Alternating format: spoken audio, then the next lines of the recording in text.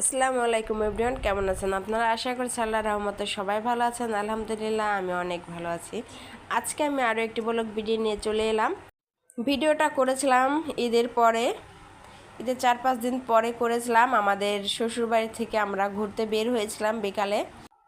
রোজার বাবা আমাদের ঘুরতে নিয়ে গিয়েছিল। রোজাকে বলছিল রোজার বাবার প্রাইমারির স্কুল দেখাবে, তাই আমরা সবাই চলে যাচ্ছিলাম। আর আমার শ্বশুরবাড়ির এলাকায় একটু গাছপালা বেশি, বিশেষ করে বাঁশের ছোপগুলা বেশি। এই যে আমরা রোজার বাবার স্কুলের কাছাকাছি চলে যাচ্ছি বাগানের ভিতর দিয়ে।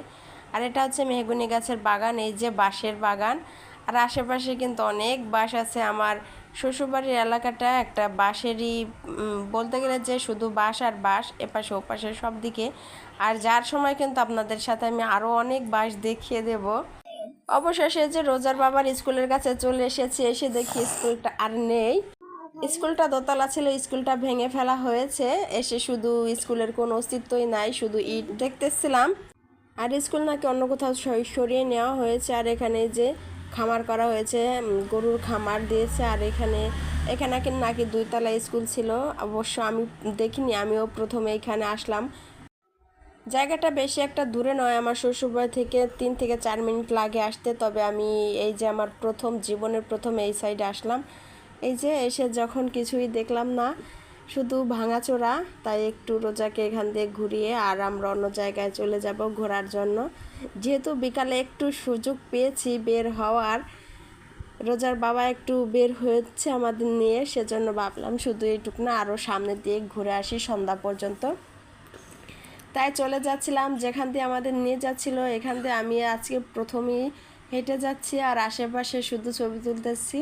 আর আমি আর আমার ননদের মেয়ে দুজনেই বলতেছিলাম যে শুধু বাঁশের কথাই, যেদিকে তাকাবো সেদিকেই বাঁশ। কি বলবো, ঘুরতে বের হলে এতটা ভালো লাগে বলে বোঝানোর মতো না। আমার তো খুবই ভালো লাগে ঘোরার জন্য। আর ঢাকাতে তো সবসময় ঘুরতে পারি না, আর গ্রামের পরিবেশটা তো খুবই ভালো লাগে ঘোরার জন্য। আর নতুন নতুন জায়গা হলে তো ভাষা প্রকাশ করা যায় না যে কতটা ভালো লাগে। আমি যে জায়গায় আজকে ঘুরতে যাচ্ছি এখানে কিন্তু হিন্দু ধর্মের মানুষ একটু বেশি। আমাদের গ্রামের একটা সাইডে হিন্দু ধর্মের মানুষ বেশি থাকে, তাই সেইখানেই কিন্তু যাচ্ছি, সেইখান দিয়েই। আমাদের গ্রাম আর রোজার বাবার গ্রাম কিন্তু পাশাপাশি, তারপরও বর্তমানে আছি আমার বাবাদের গ্রামেরই একটা সাইডে। এখানে হচ্ছে বললামই তো, আমাদের গ্রামের যে হিন্দু ধর্মের লোক আছে তাদের আলাদা একটা পাড়া আছে, মানে আলাদা একটা সাইড আছে, তারা সেই সাইডে থাকে। আর সেইখান দিয়েই কিন্তু যাচ্ছিলাম। আর এটা কিন্তু আমি প্রথমে কিন্তু এখানে আসলাম, আমি আগে কিন্তু গল্প শুনেছি, তবে এই যে প্রথম। আর এখান দিয়ে যাওয়ার সময় এত এত অভিজ্ঞতা হলো বলার মতো না। এখান দিয়ে কিন্তু একদম ক্ষেতের পাশে কিন্তু এই যে রাস্তা নিয়েছে, আর কলা গাছ আছে, সারা রাস্তায় কলা গাছ লাগানো। আর এখানে ছোটো যাদের বাড়ি আছে তারা কিন্তু ছোটোখাটো এক একটা করে বাগান করেছে, দেখা যায় লেবুর বাগান, কলার বাগান, অন্যান্য জিনিসও আছে, আম গাছ, কাঁঠাল গাছ। আর সবার বাড়িতে 2-1টা করে আম কাঁঠাল গাছ আছে এই যে। আর বেশি অবাক হয়েছিলাম, এখান দিয়ে কিন্তু একদম মাটির রাস্তা, তারপরে কিন্তু এখান দিয়ে পাথরের ভিতরে, তারপরে কিন্তু খুব সুন্দর সুন্দর বাড়ি হচ্ছিল। আমি দেখে কিন্তু খুবই আমার ভালো লাগতেছিল। আমার এরকম একটা পরিবেশই দরকার, তবে এরকম চাইলে তো আর হয় না।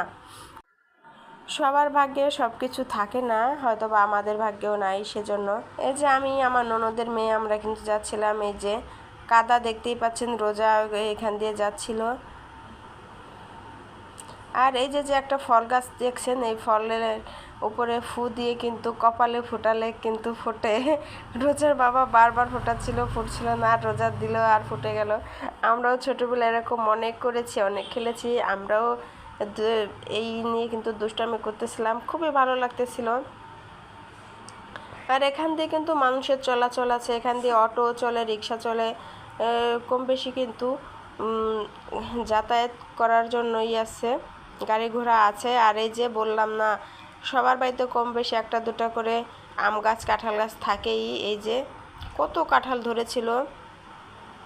এই যে দেখুন হলুদ গাছ লাগিয়েছে এখানে, কিন্তু এই জায়গাটা নিয়ে কিন্তু হলুদ গাছ লাগানো, বেগুন গাছ লাগানো। খুবই ভালো লাগে। আর হলুদ গাছগুলো আরেকটু পরে যখন বড় হয়ে যাবে তখন কিন্তু দেখতে কিন্তু খুবই সুন্দর লাগবে। এই যে আমি বললাম যে আমাদের পাড়ার যে হিন্দুদের এলাকা ছিল সেখানে কিন্তু এই যে মন্দির ঘর, এটা এই যে যে জালগুলো দেখতেছেন এগুলা হচ্ছে বর্ষার সময় পানি হলে সেই পানি দিয়ে কিন্তু এই জালগুলো দিয়ে কিন্তু মাছ ধরা যায়। ছোটবেলায় আমাদের বাড়ির সামনে যখন পানি হতো তখন কিন্তু এই জালগুলো দিয়ে মাছ ধরার জন্য কিন্তু পানিতে পাতা হতো। রোজা কিন্তু হাতে করে সেই ইটা নিয়ে এসেছিল, ওই যে কপালে যেটা ফুটিয়েছিল সেগুলো ও রাস্তা দিয়ে হাঁটছিল আর বলছিল যে আমি এগুলো ফোটাবো, সেজন্য একটা ডাল ভেঙেই কিন্তু নিয়ে চলে এসেছিল। রোজার বাবাই কিন্তু আমাদের আগে আগে হাঁটতেছিল, আমরাও হাঁটতেছিলাম। এই যে এখানে কিন্তু মুরগির খামারও করছে একদম পাথরের ভিতরে। এখান থেকে কিন্তু বসতি কিন্তু খুবই কম, খুবই অল্প বসতি, তারপরে কিন্তু কত নিশ্চিন্তে সব কিছু করা যাচ্ছে। আর আমরা যেখান দিয়ে হেঁটে আসছিলাম দুই সাইডে কলার বাগান, ফসলের ক্ষেত, পাটের ক্ষেত, সব কিছু মিলে কিন্তু খুবই ভালো লাগতেছিল। আর কিছু কিছু বসতি আছে সেজন্য। আর এই যে এখানে যে চলে এসেছে আমাদের গ্রামের ঐতিহ্যবাহী একটা জায়গা গাজ্জেখোলা।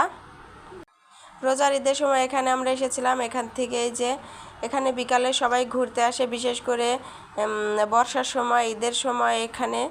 আর এখানে টুকটাক দোকানপাট বসে। এখানে আসার পরে রোজার ছোটো মামার সাথেও আমাদের দেখা হয়ে গিয়েছে, তবে তারা পর্দা করে সেজন্য তাদের আর ভিডিও করিনি। আর এখানে আসার পর আমার একটা ফ্রেন্ডের সাথেও দেখা হয়েছে। এখানে আসার পর অনেকের সাথে দেখা হয়েছে, আমাদের সিনিয়র ভাইদের সাথে, জুনিয়র ভাইদের সাথে, অনেকের সাথেই দেখা হয়েছে। যে আমার একটা ফ্রেন্ড অল্প একটু দেখিয়ে দিলাম। আর রোজার বাবা হাঁটতেছিল, আমরাও এই করতেছিলাম। আর সন্ধ্যা হয়ে যাচ্ছিল, বাড়ি থেকে আমরা 5টার পরে রওনা দিয়েছিলাম। আর সন্ধ্যার পরেই তো আমরা থাকিনি, মানে মাগরিবের আজানের আগেই আমরা এখান থেকে চলে গিয়েছি। আর এই যে রাস্তা দিয়ে কিন্তু অনেক মানুষ দেখা যাচ্ছে কম বেশি। আমরা কিন্তু ব্যাক করে চলে আসতেছিলাম, সামনে আরও অনেক মানুষ ছিল, তারপরে ব্যাক করছিলাম কারণ মাগরিবের আজান দিয়ে দিবে সেজন্য। আর সন্ধ্যার দিকে না থাকাই ভালো। পাথারের সাইডে চলে আসতেছিলাম। দেখুন এই যে বাঁশের ছোপের কাছে এসেছি, এখানে এসে একটু ভিডিও করলাম যে আলো আছে, এখনও আজান দেয়নি, তারপরেও কিন্তু একদম বাঁশের ছোপের নিচে কতটা অন্ধকার, দেখাও যাচ্ছে না। আর এই যে বাঁশের ছোপ থেকে যখন বের হয়েছে তখন দেখুন কতটা আলো দেখা যাচ্ছে। আমার ভিডিওটি ভালো লাগলে সবাই লাইক করে দেবেন, কমেন্ট করে আপনার মতামতটি জানিয়ে দেবেন। আল্লাহ হাফেজ, আসসালামু আলাইকুম।